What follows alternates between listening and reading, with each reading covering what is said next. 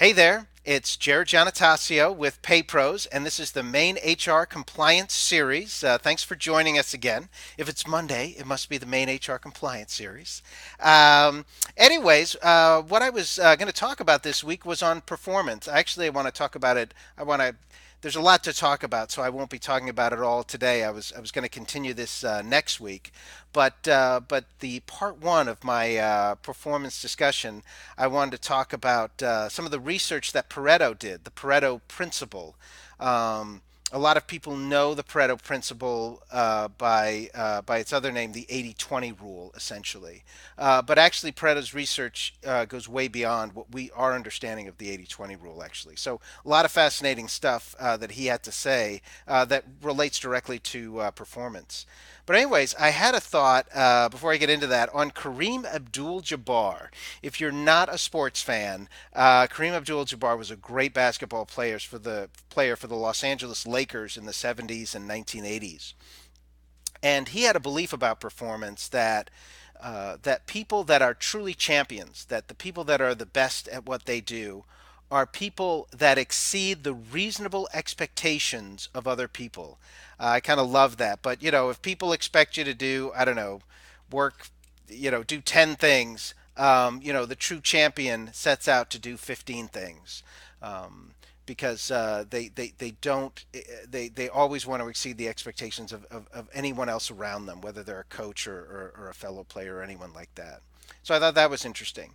And then getting back to the Pareto principle, it's funny that a lot of people think that the Pareto principle, the 80-20 rule, relates to human performance or good salespeople or whatever. Actually, Pareto was studying natural law. So it relates to all human endeavor, it relates to all of nature. So not only is if you take 1,000 businesses and you take the top 100 businesses of those 1,000, they would outperform the other 900. And then if you took the top 10 of that 100, they would outperform the other 90. And then if you took the one, it would outperform the other nine. Um, but it also relates to nature. So trees that do, I don't know, photosynthesis, if you took 1,000 of them, the top 100 would outperform the other 900 and so on. So it's all of natural law that is under the Pareto principle, which I find fascinating. But the other thing is that, it also puts things in perspective, because a lot of times when you look at the performance of your overall company, you can be disheartened that you've got 20% are great performers, and then you've got another 20% maybe that are okay, and then you've got a lot that are not, and that can be disheartening. But you do have to put it in that perspective. Of course, if your numbers are way off, the Pareto numbers, then maybe you do need to do something, take some kind of corrective action, management wise, or some corrective action as far as recruitment goes. But but what I wanted to do for next week is have more of a mathematical discussion that kind of backs up Pareto, what the math was, what some of the research was more specifically, and I was going to write out some of the formulas that he used to arrive at his some of his findings. So, anyways, that's what I think I'll do next week, in with all my spare time. But anyways, the HR, we have a bunch of great HR events coming up. As you know, on February 14th, Valentine's Day, I know, but it's in the morning. All of our events are in the morning. We serve a free breakfast from 7:30 to 8 so that people can do some networking and get a cup of coffee. And then from 8 to 9:30, we have the presentation. 9:30 to 10, we have questions and answers. So you're out of there by 10 in the morning. And all of them are on a Thursday. So the first one is February 14th, Valentine's Day. How to get the most bang for your buck as far as employee benefits go.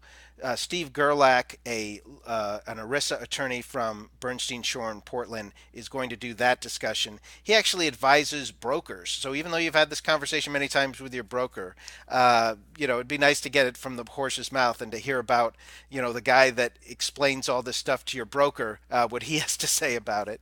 And then on March 14th, on Thursday.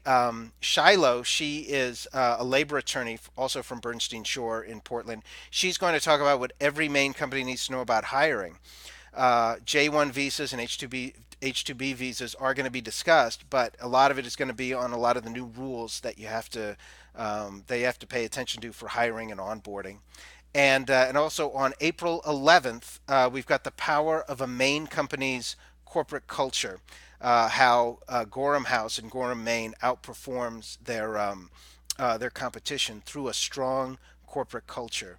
So great programs coming up. They're all at Pineland Farms, and you can just search for them on Eventbrite and register for them. Also, I'm going to put the Eventbrite link in the comments section below. So check that stuff out. We'd love to see you there, and we'll talk to you next week. Thanks so much. Bye now.